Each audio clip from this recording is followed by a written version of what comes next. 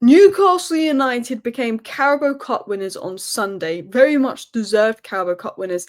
The current first, second, third, and fourth in the Premier League, Newcastle beat on their road to the final, beating Liverpool set to win the Premier League in the final with a fantastic performance. Very, very deserved winners. Now, this trophy is massive for Newcastle. People in the media, people online, downplaying it as only a Carabao Cup, it's only a Mickey Mouse trophy, la la la.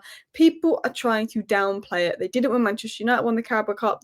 They're going to do it now that Newcastle have won the Carabao Cup. La la. That's what the media do. But I'm going to tell you the importance of this Carabao Cup win in terms of Newcastle, their future, the direction they're going in, the transfer window.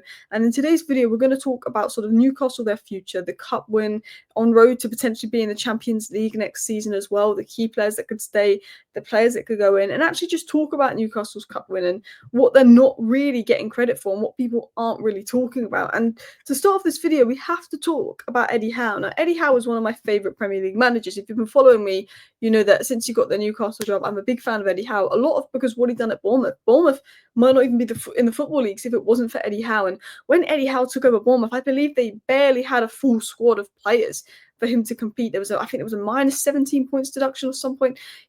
But Eddie Howe took over Bournemouth in a bad place, and he took them all the way to the Premier League, kept them in there 5 years. Eddie Howe is an incredible manager. And remember when he got the Newcastle job, and people were saying he's a stepping stone manager. They'll have Eddie Howe, and then they'll go for an Enrique in a few years. But Eddie Howe was the perfect appointment for Newcastle because you needed someone that was going to get you back challenging for Europe, and then you need to take those next steps and challenge for a Premier League. Now, some people will say, Newcastle have spent money. Why isn't he challenging for a Premier League title? Newcastle haven't spent any money in the last 3 windows, technically, because you're going to count Suda as a signing, Lloyd Kelly. Newcastle haven't properly backed Eddie Howe the last 3 windows. There's been FFP issues. He's lost Minter. He's lost Elliot Anderson. But this summer will be massive for Newcastle because they could be back in Europe. Well, actually, they will be back in Europe. They'll be at least be in the Conference League with the Carabao Cup, but they could be higher up depending on where they finish. And if they win their game in hand, they're 4th, and they've probably got the easiest fixtures to remain. But we're going to talk about Eddie Howe. We're going to talk about Newcastle. We're going to talk about the importance of this win. But this was my tweet on Eddie Howe the other day. He won Newcastle's first trophy in 70 years domestically, beat first, second, third, and fourth in the League Cup run. It wasn't like he just had to play Plymouths and Doncasters, like proper teams, well deserved. Like the way you outplayed Arsenal over 2 legs was impressive. Took Bournemouth from 23rd in League 2 to the Premier League and kept them up for 5 seasons. Tactically outclassed Arteta over 2 legs. Tactically brilliant out of possession versus Liverpool today. Obviously, I wrote that on the day of the Cup final. Slot ran out of ideas. Arne Slot is a manager that I've praised a lot for his adaptations, his ideas. When Liverpool are behind, they often win. Every time Liverpool go behind, you know that they're going to win, or Mohamed Salah's going to get a penalty, and they're going to find a way. They couldn't versus Newcastle. They'd ran out of ideas. Like that was the first time I'd looked at Slot and thought, this guy's ran out of ideas. First English manager to win a major trophy in 8 years. Took Newcastle from relegation places in the league to UCL. I said 8 years. I think it was since 2008 I meant. But relegation, he took up a Newcastle when you were 19th. Yes, there was money spent, but he got you into the UCL in 18 months. The things I do to see Manchester United get back at the Champions League or even the Europa League, because I don't know if we'll be in it next season. We're so far off. Saved Bournemouth from going out the Football League and won Newcastle's first trophy in 70 years. Eddie Howe deserves more respect. Yeah, online, and interestingly, it's mostly Arsenal fans. Because a lot of Liverpool fans are very much praising Newcastle and their success. United fans have been praising Newcastle, saying thank you for beating Liverpool because we're really happy you beat Liverpool. It seems to be Arsenal fans that are the most upset about this Newcastle win, which is crazy because Arsenal fans said that Isak's their player. So surely you should be happy your players won a trophy, Arsenal. I'm only messing. But I want to talk about this, and I want to talk about what nobody's noticing about this Newcastle win, and we're going to talk about Newcastle's futures, transfers, and more. So why do I think this tweet is wrong? We have watched clubs win domestic cups and get relegated, but Eddie Howe is suddenly a hero and the best manager ever for winning the Carabao Cup. The standards are very low for English managers in this country, and there's not even talk about how much he spent to assemble his squad. First things first, Arsenal haven't won a trophy in 5 years, so there's going to be salt coming from Arsenal fans. I've noticed something, and this isn't all Arsenal fans, but I think Arsenal fans are becoming a little bit unbearable online because they've been second, they've been at the top, but they've not won anything for it. So I think there's a bit of an insecurity there. Liverpool are going to win the league, and they're saying that Liverpool got lucky. Yes, Arsenal had injury issues. Yes, Man City have injury issues. But Liverpool on track to have 93 points in the Premier League this season. Arsenal have never reached 93 points. Do you know what I mean? And then they always belittle everything Manchester United do. We've got a bit of a rivalry there. And Arsenal are a good team. Arsenal are a great team. But they've not won anything since that FA Cup 5 years ago when Arteta first came in. And I think because they haven't won anything, there's a bit of a jealousy there when other teams win things, so they try and play it down. Arsenal fans were raging when they went out of the Carabao Cup. They were raging about it because they haven't won a trophy in ages. Man United haven't won a trophy in about 5 years before Tenal came in. And we were loving the Carabao Cup. So imagine if you haven't won a trophy in 70 years. I mean, it's technically 58, but 70 years, basically. Imagine that. So many Newcastle fans are granddads, and they've never seen their team win a trophy. So I don't know why it's being belittled online by people saying it's only the Carabao Cup, because I don't think people understand why this win is big for Newcastle, and I'm going to explain that here. First major trophy in 70 years, a historic moment for club and fans. It might be the Carabao Cup. It's not the Champions League, it's not the Premier League, but the trophy's a trophy. What would Tottenham do for a trophy right now? What would Arsenal do for a trophy right now? Newcastle have been a long time without a trophy. It's a good trophy, and it also guarantees Europe. But what this means is this. It was a deserved one over Liverpool. The confidence and morale. There's belief that what Eddie Howe's doing is got something for it. That Eddie Howe's the man. It energises the players and the squad and motivates them. You can see how much it meant to the Newcastle players. Bruno Guimaraes was crying. It's the confidence, it's the morale. You beat Liverpool in a cup final, you can go and win your rest of the Premier League games, even with no Lewis Hall, even with no Botman. Gordon should be back for your next game or game after.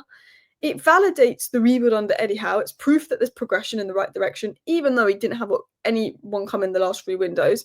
It proves Newcastle's ability to deliver on big occasions. The PSG game, when you had a lot of players out, you beat them, 4-1 at St James's Park. It proves, how good Newcastle can be in the big games. You seem to always beat Arsenal every season. Step up. We're going to talk about Newcastle's remaining games this season. But also as a trophy, it's going to help players like Isak and Bruno know, I won this trophy at Newcastle. I love Newcastle. You can tell how much Bruno Guimaraes loves Newcastle more than everybody else. And I think Isak is very happy at Newcastle, despite Sky Sports trying to paint that he's going to Arsenal every week. But it will help attract new signings, the trophy, all of that. Newcastle have had investment from the Saudis. They've won that first trophy. That first trophy is the first step in a direction to bigger and better things. It adds momentum. You want the UCL, you want Europa League. You got Conference League, but you could get Europa League, you could get UCL.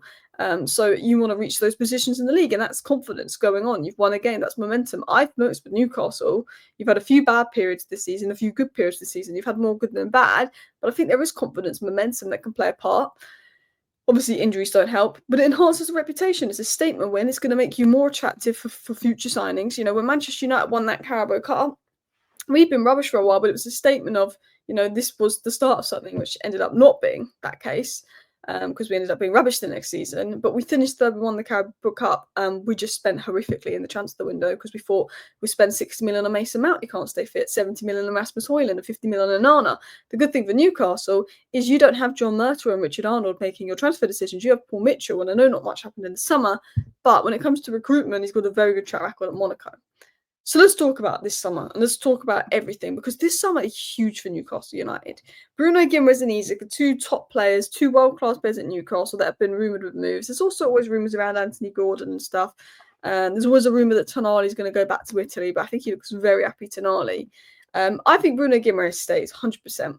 I think if you get Champions League, Isak stays, but there's going to be teams in for Isak more than anybody else. He is arguably the best striker in the world. There's going to be teams in for them. I think if Newcastle are in Europe, I don't think he's interested in Arsenal. I don't think Liverpool would be willing to spend the money that Newcastle want. I have a feeling Isak will stay, despite every news report saying he's an Arsenal player. Because I look at this here. Newcastle on 47 points, which is 6th, which would put them in the Europa League. Because if you don't know, 5th place is going to get Champions League, which means 6th and 7th will get Europa League. And 8th could get Conference League. And technically, if Manchester United win the Champions, if Man United win the Europa League, if Villa won, let's say, the Champions League as well, it can also alternate places. But I'm not going to confuse you with all of that. But I'm saying Newcastle win their game in hand, they go on to 50 points. 50 points puts them in 4th. Right now, Chelsea have been very, very poor and not looking like they could.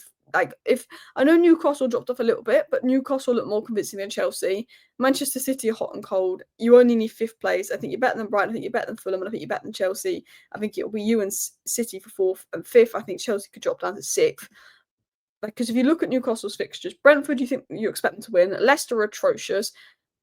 You're going to beat us. As a Man United fan, you'll beat us. You just seem to beat us. We have got better, but you'll beat us. Palace could be difficult.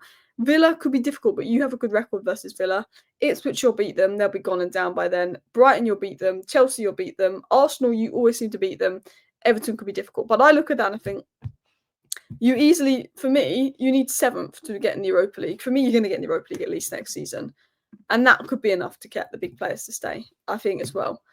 But what do we know about Newcastle's transfer plans? Sporting director Paul Mitchell led a scouting summit at Gateshead Hilton Hotel last weekend as the club's transfer strategy ahead of the summer was outlined according to Craig Hope. He expects goalkeeper James Trafford to arrive from Burnley, alongside a right-sided centre-back, a right winger and a versatile midfielder/forward. Outside of the first team, Malaga winner Antonio Cordero is set to arrive on a free transfer, and the 18-year-old will spend the next season out on loan. His family have visited Tyneside in anticipation for the move being agreed.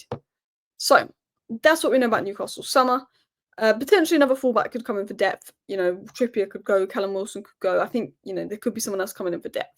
Now, I think the two centre-backs that Newcastle will be looking at is Gay and Branthwaite. He obviously went for Gay. Crystal Palace outpriced him. Not Gay and Branthwaite, Gay and Huijsen. And I think Huijsen's another one, but there's going to be a lot of competition for Huijsen, but he's top, can play right centre back, left centre back. I think these are the two centre backs that Newcastle will look at. I think both of these would be excellent signings. Murillo from Forest is a shout, but he's a left footer. I think you want a right footer because Botman is assuming that he'll get over his injury issues and be the left centre back. This is a long-term replacement for Shah. Branthwaite can play left centre back, right centre back, could be one to watch. But I think Huijsen and Gay, Huijsen is that guy, but Huijsen and Gay are the ones to watch. I think the wingers, you've always been linked to Mbeumo, and the thing about Mbeumo is he can play right wing and centre forward. So if something happened to Isak, you've got Murphy on the right, Mbeumo in the middle, Gordon on the left.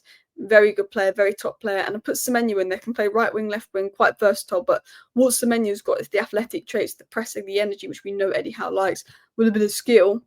And then you look at the versatile midfielder forward. If you want more of a versatile forward, there's Cunha. He can play striker, just behind the striker as a second striker or drop deeper.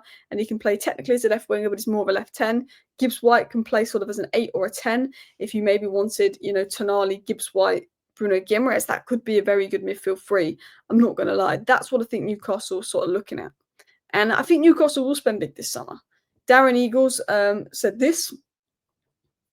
We're pleased with the business we did in January in terms of our target outgoings being quite open. That's something in the past that's been challenging for us in terms of making those transfers out. That was a good window for us. Paul Mitchell and his team had a period of time working with Eddie Howe as well. Ultimately, it's about getting the players that Eddie wants in his position. So there's a real alignment in that respect. So we're excited about the summer ahead.